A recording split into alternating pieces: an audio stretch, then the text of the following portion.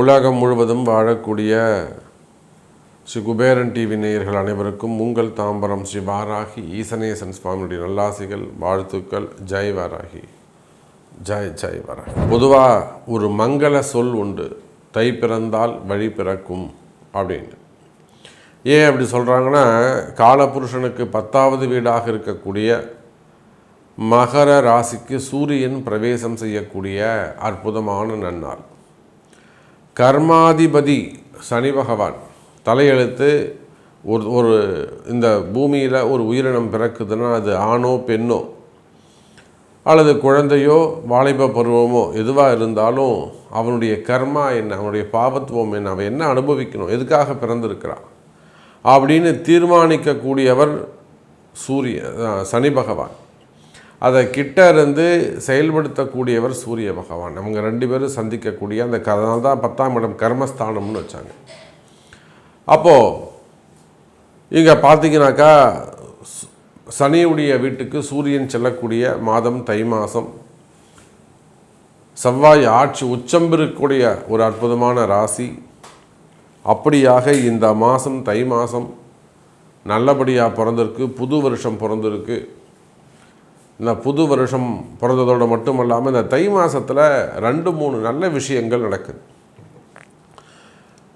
இந்த தை மாத ராசி பலனை நம்ம எப்படி பார்க்க போகிறோம், எப்படி கணிக்க போகிறோம்னாக்கா,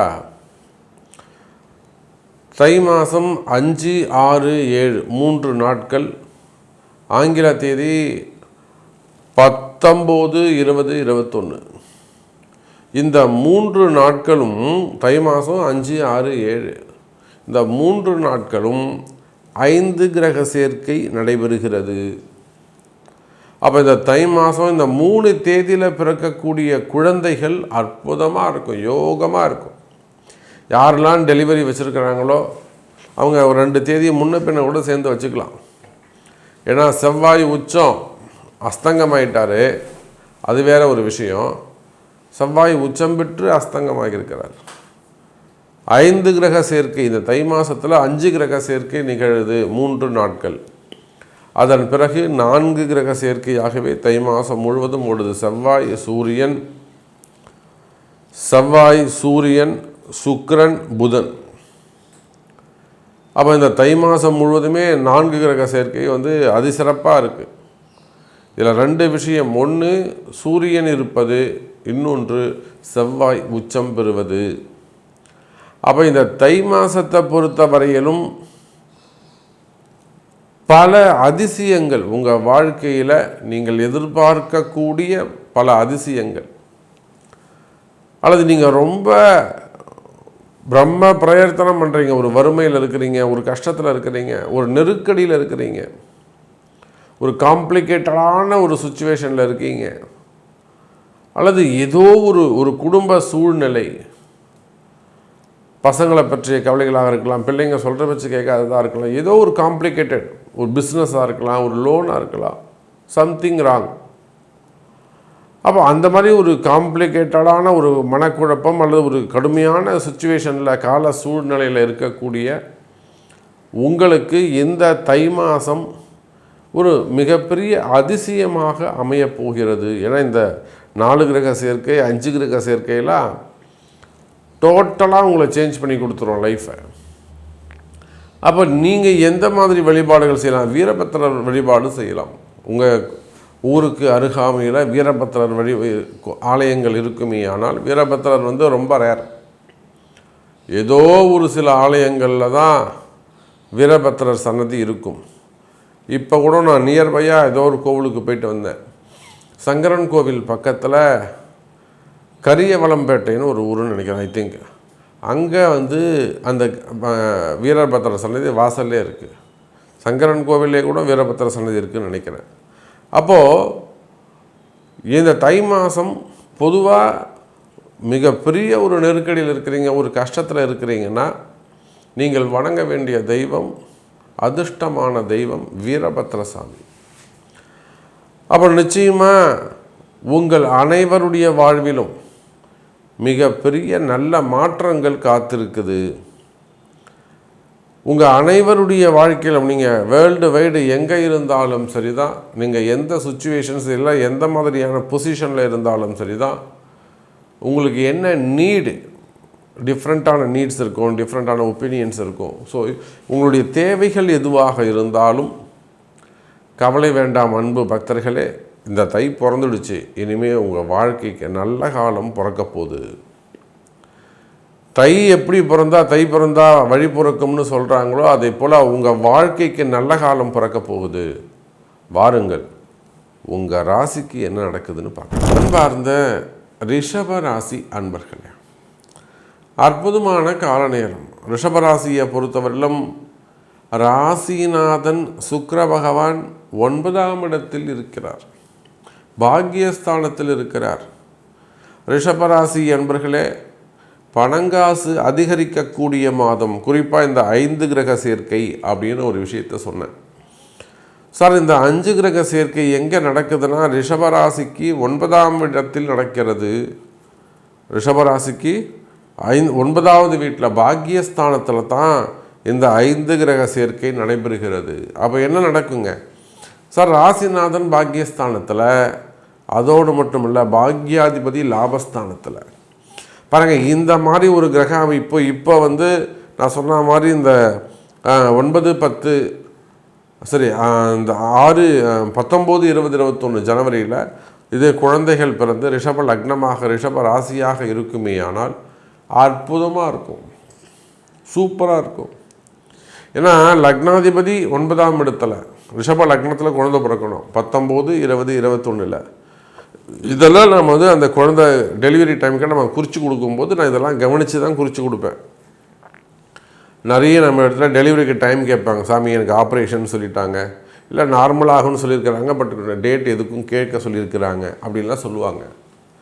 அப்போது இந்த மாதிரி நாட்கள் உங்கள் குழந்தைக்கு அதிர்ஷ்டமான நாட்களாக அமைந்து விடும். உங்கள் குழந்தை நல்லா இருக்கும், பிறக்கின்ற குழந்தைகள் நல்ல எதிர்காலம் இருக்கும், நல்ல ஆயுள் பாவம் இருக்கும், நீடித்த ஆயுள் பாவம் இருக்கும், குறையில்லாமல் இருக்கும். அப்போ பாருங்கள் ரிஷபராசி அன்பர்களே, உங்களுடைய கஷ்ட நஷ்டங்கள் எல்லாம் காணாமல் போகக்கூடிய மாதம். இந்த 5 கிரக சேர்க்கையினால் கஷ்ட நஷ்டங்கள் எல்லாம் காணாமல் போகும்.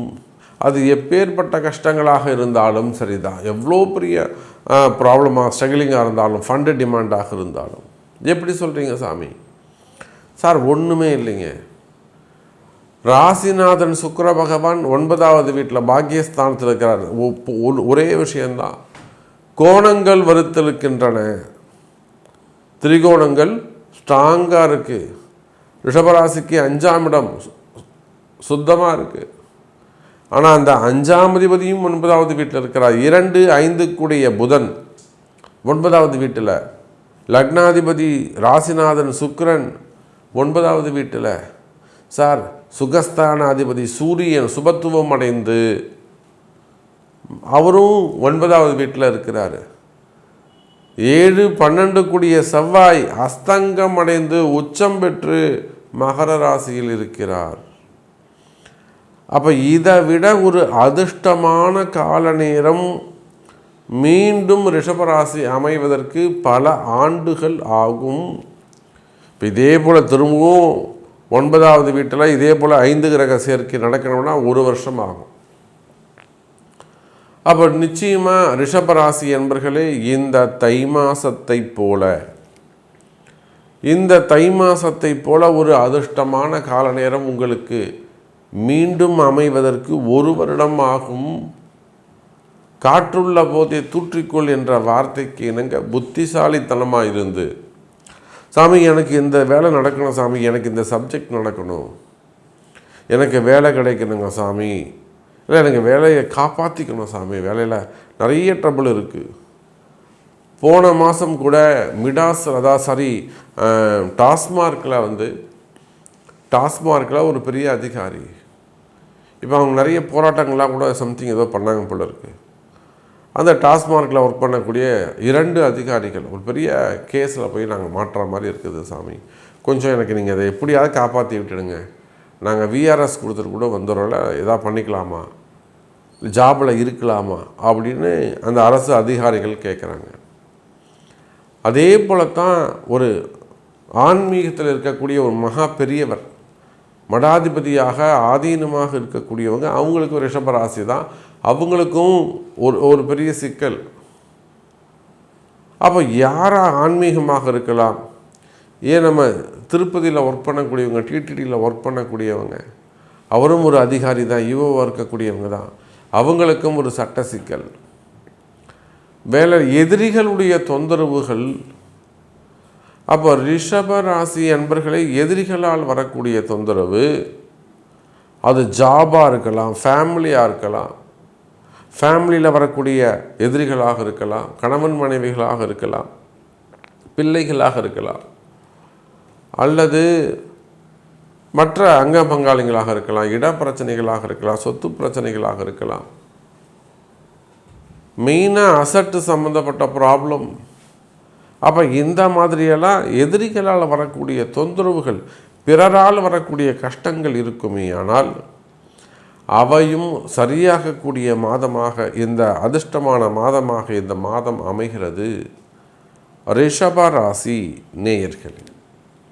அதே போல் தொழில் அமைப்புகள் சிறப்பானதாக இருக்கும், வருமானங்கள் அதிகமானதாக இருக்கும், டிரான்சாக்ஷன்ஸ் நல்ல முறையில் இருக்கும், வருமானங்கள் மெயினாக நல்ல டிரான்சாக்ஷன்ஸ் இருக்கும். இந்த மந்த்து சேல்ஸு சூப்பராக இருக்கும், ப்ராஃபிட் இன்க்ரீஸ் ஆகும். எனி பிஸ்னஸ், ஹோட்டல் இண்டஸ்ட்ரியாக இருக்கலாம், ரூம்ஸாக இருக்கலாம், மெயினாக ஹோட்டல் இண்டஸ்ட்ரி, ரூம்ஸு, அல்லது திருமண மண்டபங்கள், மால் சென்டர்ஸு, ரெண்டல் பிஸ்னஸ் பண்ணக்கூடியவங்க, அதே போல் ஈவெண்ட் மேனேஜ்மெண்ட்ஸு, வெளிநாட்டு டூர்ஸ் அண்ட் பேக்கேஜ் அன்பர் செய்யக்கூடியவங்க, அப்புறம் இந்த டிக்கெட்ஸ் புக் பண்ணக்கூடியவங்க, ஏஜென்சிஸ் நடத்தக்கூடியவங்க, சேல்ஸ் ஏஜென்சிஸ் வச்சு நடத்தக்கூடியவங்க, C&F அந்த மாதிரிலாம் பண்ணக்கூடியவங்க, மார்க்கெட்டிங் பண்ணக்கூடியவங்க, pharma industry, medical industry, doctors, hospitals வச்சு நடத்தக்கூடியவர்கள், அப்புறம் மெயினாக ஃபினான்ஸ் பிஸ்னஸ் பண்ணக்கூடியவங்க, பணங்காசுகள் கொடுக்கல் வாங்கல் அந்த தொழில் செய்யக்கூடியவங்க, அதை ரெக்கவரி பண்ணக்கூடிய டீமு, பேங்க் செக்டர்ஸு, பேங்க்கில் ஒர்க் பண்ணக்கூடியவங்க, இப்படி நீங்கள் எந்த தொழில் செய்பவராக இருந்தாலும், நான் சும்மா 1-2 தான் எடுத்துக்காட்டுக்காக சொல்லியிருக்கேன். இது போக கன்ஸ்ட்ரக்ஷன் ஃபீல்டு இருக்குது, பில்டர்ஸ் இருக்காங்க, அதே போல் பூமி சார்ந்த ரியல் எஸ்டேட் பெரிய பெரிய கமிஷன் பிஸ்னஸ் பண்ணக்கூடியவங்க இருக்காங்க. இந்த மாதிரி நீங்கள் எந்த தொழில் செய்பவராக இருந்தாலும் சரி தான், தொழில் அமைப்புகளை பொறுத்தவரையில், பிஸ்னஸை பொறுத்தவரையில் நிச்சயமாக இந்த 5 கிரக சேர்க்கை உங்களுக்கு கை கொடுக்கும். உங்களுடைய கஷ்டங்கள் காணாமல் போகும். அதோடு மட்டுமல்லாது தை மாதம் உங்களை வாழ வைக்கும் ரிஷப ராசி நேயர்களே. ஸ்ரீ குபேரன் டிவியை பார்த்தமைக்கு நன்றிகள். மேலும் இது போன்ற தகவல்களை தெரிந்து கொள்ள ஸ்ரீ குபேரன் டிவியை சப்ஸ்கிரைப் செய்யுங்கள். மறக்காமல் பெல் ஐக்கானை கிளிக் செய்யுங்கள்.